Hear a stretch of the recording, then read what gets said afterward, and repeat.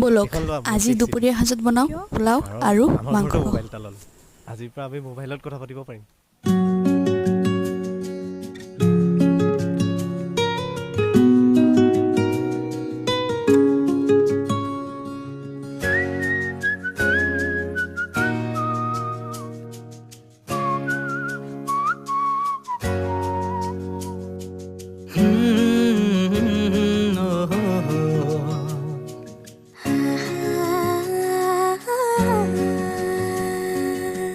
ফুটা হাঁহিৰে হাঁহি সামৰিলে হিয়া মোৰ মৰহি যায়। আজৰি পৰতে কথাবোৰ গাঁঠিলো পাহৰো তোমাকে পাই।